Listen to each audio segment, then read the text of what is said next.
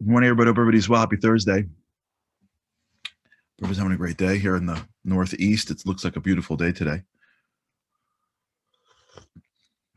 We're heading into the world of 60s, which is a big day for us. People in the South are like, what? 60s? It's May. We're happy with 60s. Appreciate the little things in life. We're talking about this idea of thoughts and trying to understand what they are. One of the things that we're trying to do right now, and if you're with me and you're listening, I want to be like really clear with what I'm trying to accomplish. The more we demystify things that we can sense, the more we can control them. The more we demystify our brains, the more we can control it. Right? If anyone's ever gone through therapy, you'll see that that's really one of the underlying themes of therapy, is the demystification of the things that you think you can't control, namely your mind. The demystification of thoughts. That just because you have a thought, you don't become the thought. This, by the way, although it's relatively new in history, is fairly ancient in Jewish thought. I mean, Jewish thought has been speaking about these principles for, thousands of years. The idea that you're not your thoughts. Now, it's deeper than I'm saying. I'm not giving this justice, but everything in Torah is deep. So let's just go to the surface. It could be understood, even though it's much deeper, we have terms like the evil inclination, the Yetzer Hara. What is that? What does that even mean? What's a Yetzer Hara? What's an evil inclination? We have concepts like this. The Yetzer Tov, the good inclination. Even when you grew up, there were these, if you remember those cartoons where the kid comes out of the candy store and he's like, should I use the change that mommy gave me to give it back to her like she asked, or should I buy the candy? And then pop, like a little devil pops up on one shoulder with horns and a little pitchfork and goes, use it to, buy the candy. And then some angelic looking figure goes, no, your mother said not to, it's dishonest. We grew up with, I'm sure, have you seen this before? Like a million times growing up? There were shows like this when I was a kid. How in your brain, I don't remember the show, in your brain, there's good guys and bad guys, the guy sitting on the couch and the nice guy. And I think even there was a movie that Pixar made about this, about the mind and the different parts of the mind. And this is a concept that I don't say it comes from us, but I got to tell you, we've been talking about this for generations. Now, what it means is deeper than this conversation, is deeper than even I know. But at the surface, what it is, how it manifests, is thought, right? The Yetzer Hara, the evil inclination, the bad devil, the guy on your side with the pitchfork, is just whispering into your ear. He's not controlling your hands. He's whispering. And you, whatever that is, has a choice to either go to the devil or go to the angel. The evil inclination or the good inclination. Well, what that means is that thought is not you. You don't have to listen to it. As we demystify things, we put them in front of our eyes to see, we can control them. Your mind, well, let's say your brain is a computer. Your mind, your soul may be different, but your brain is just a computer. So if you bite your fingernails, it's okay. You gotta learn how to change the program. It's not the end of the world. If you have a habit, now I'm not saying they're easy, but you can change the program. It's a program. Your mind has thoughts. Those thoughts come from different places. It's not you. It's the thoughts. Evil inclination, good inclination, thoughts. Previous neuroplasticity that you don't even remember you have. You have, neural connections hanging in there that, you got rid of, but still has some strands left of two different connections. So when you drive by that place, you don't know why you thought about this thing. Well, it's because you used to drive by a place looking like that when you were younger and it had a strong connection, but you haven't done it in a long time. So the connection weakened, but when you saw a place and it triggered it, it's called deja vu. You ever feel that way? You hear a song, and all of a sudden you're back in camp. How'd you get back to camp? You haven't been to camp in 30 years. Because it's the strand of neuroplasticity that's still in your mind. It's not you, it's the computer. It's okay. But what's so critical and what we're trying to drive towards, and maybe it's simple in its understanding, but it's difficult in its awareness, is the ultimate power that you have. You can say this is the essence of what's called free will. You have a source of power, of independence, that is able to reject your own thoughts, that is able to go to your own brain, even though you can't touch it and you can't feel it and you can't see it. It's able to go into the world of thought, which nobody can see. Scientists can see the impact of thought, but they can't see the thought. And you're able to look at that which is intangible, and you have a mechanism inside you that can reject that. It's pretty incredible. It's pretty incredible that we have, by the way, this is what separates us from animals, is that we have this incredible ability to have very powering thoughts and then be able to reject them. That means that a thought has to go up against a thought. Do you see that? Like, how do you reject a thought? Only with another thought. Which means that you have the power, if you could almost imagine the video game taking place in your mind, you almost have the power to give more strength to this thought than to that thought. So when they battle, this thought beats this thought. You're controlling, if you will, the war of thoughts. And so eat the ice cream is a thought. Don't eat the ice cream is a thought. And you, the essential you, your soul, you have to be different than those thoughts, because then you wouldn't be able to control them. It can't possibly be that you are your thoughts, because then once it comes in, eat the ice cream, you won't have any control. The fact that you can, in a way, stand in between, eat the ice cream, don't eat the ice cream. Say that thing to that person. Do not say that thing to that person. Help, don't help. Just that battle that takes place in your mind. You have to have been, and you have to be, some source in between those two teams, the good team and the bad team, in order for you to be able to control one or the other. Once we understand that what's taking place in our lives, for the most part, are things that are not who we are, but things that we can control, we demystify it. It doesn't mean that you wake up one morning and can control it. It means you're beginning to get control over it.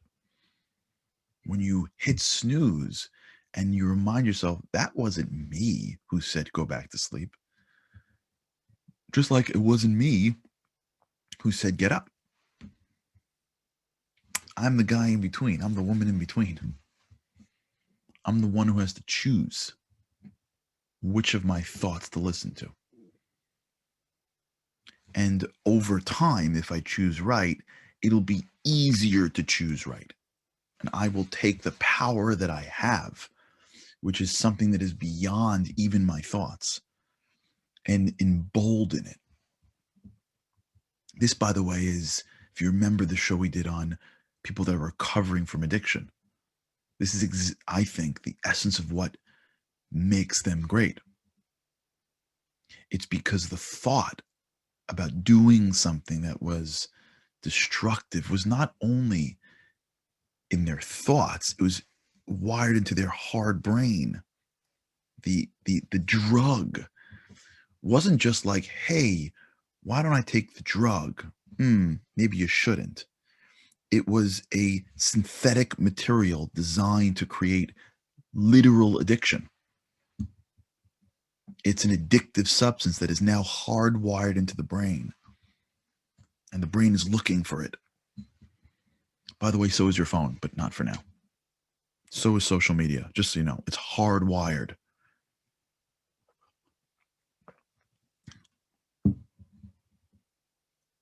But it's a different story.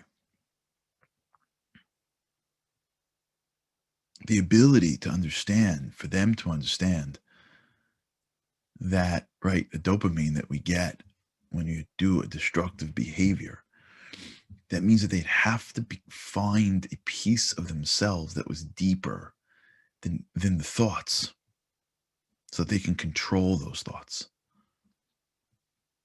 and triumph over the negative thoughts.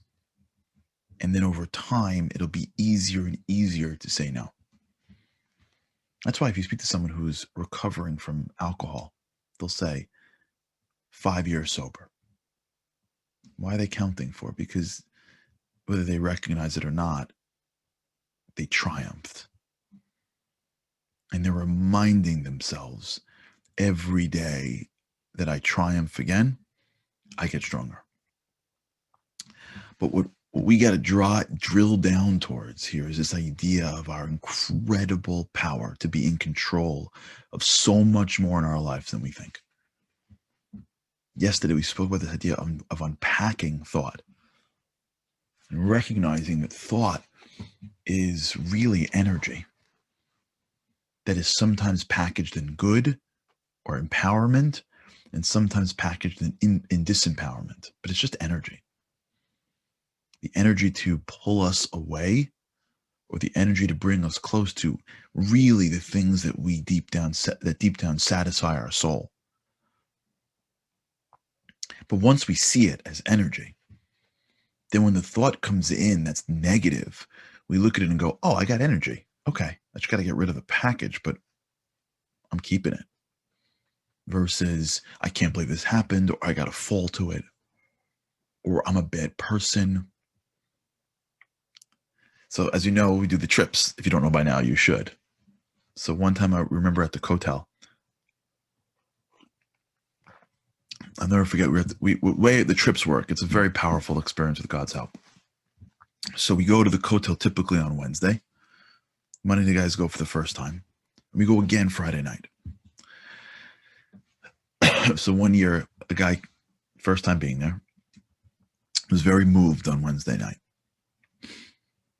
And he decided that he was going to go back Friday. We all went together. So the last day of the trip is Sunday. We leave Sunday night. So he decided, he was so moved those 2 times, that he was going to go with his rabbi to Sunday morning to pray at the wall and then come back for breakfast. I'm not going to miss breakfast. I mean, come on. There's levels and there's levels. You're not going to miss an Israeli breakfast, like even at the wall. So he wakes up early, 3 or 4 guys, they jump into cabs, they go to the wall, they pray. And I was there as well. So I waited to see the guys. We all walked back together. So we're walking back, and the guy, I'm like, so what'd you think? He's like, very disappointed. I was like, that wasn't what I was expecting. Very disappointed. I was expecting like very moved. I said, what disappointed you? He said, myself. I said, what about yourself disappointed you? He said, if you even knew the thoughts in my head. I was embarrassed to be at the wall with what's going on in my head. I get so much garbage in my head. So many things I've let myself see that are inappropriate. So many negative, destructive, lewd thoughts. And I was trying to like get rid of them. Like I'm by the wall. I'm by the wall. I just couldn't get them out. And I felt terrible. I felt like I was walking in front of the presence of God filled with dirt. I feel that way sometimes. We feel like if you knew what was in my head, if you really knew me. You ever get that? You ever feel that? If you really knew me. I know I'm smiling, but I'm really jealous of this person. I know I look like I got it together, but I don't got it together. I know everything looks great. There's nothing that's great. Like, we almost feel like imposters sometimes because we think of the thoughts that are in our head and we say to ourselves, like, if you really knew me, if you knew what was in my head right now, you wouldn't respect me as much as you respect me. If you knew some of the traits that I'm not proud of, interpersonal traits, if you knew some of the thoughts that pop in out of nowhere that shock even me, if you knew some of the things that I think about and that I remember, you wouldn't know me. I'm weaker than you think. I'm scareder. That's not a word, but we'll make one. I'm more afraid than you think. I'm more envious and jealous than you think.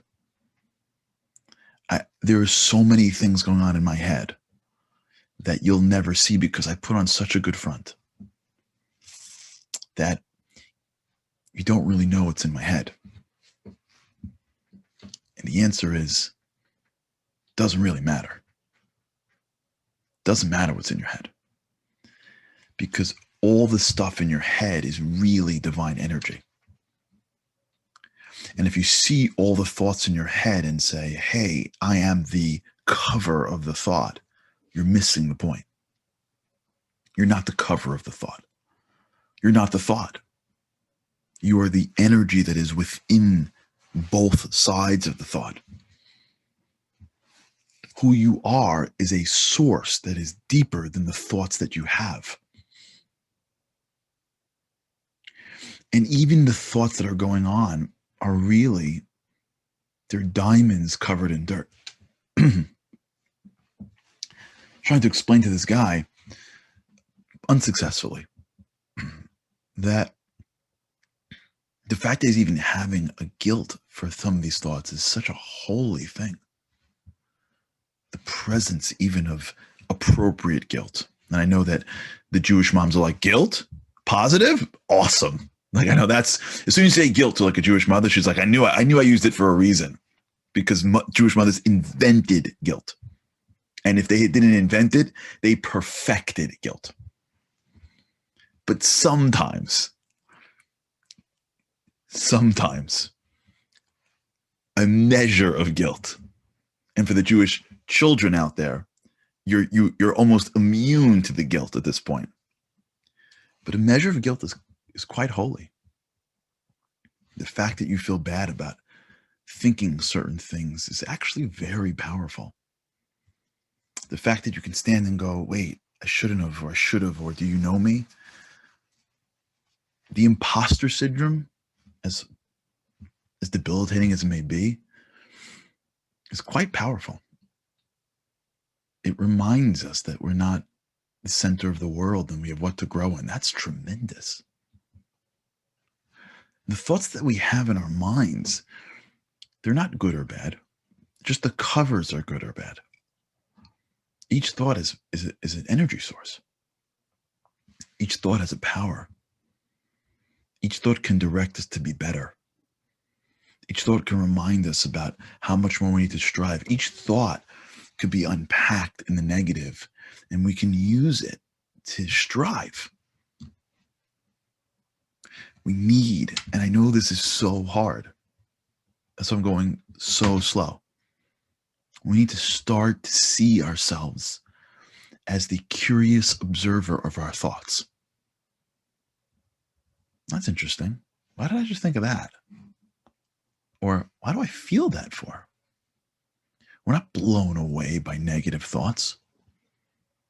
We're not pulled in the direction that we don't want to be pulled because we had a thought. We're not just like the little kid goes, can I get ice cream? You don't just hand them ice cream. A little negative thought goes, go do this. You don't just do it because the thought says you do it. The more we can demystify thoughts and distance ourselves from it a little bit and watch it a little bit, the more we can control it, unpack it, dismiss it, delve into it, appreciate it. And now we are getting to a place where we're taking all of the sources and the energies of power that we need, using them properly. That's how you get the energy to do great things. That's how you get the energy to have a great life. It's all in there. We have all the energy we need. Just gonna know how to use it properly. All right. Thanks everybody for being here. We'll continue a little bit. We'll try to nail this topic down tomorrow. All right. Have an amazing day. Have an amazing day. Try to watch your thoughts a little bit today. Be curious with some of those thoughts. Don't be blown by them. Just be curious about them. See if by demystifying it, you get a little more control. All right. Have a great day. And with God's help, I look forward to seeing you again mañana.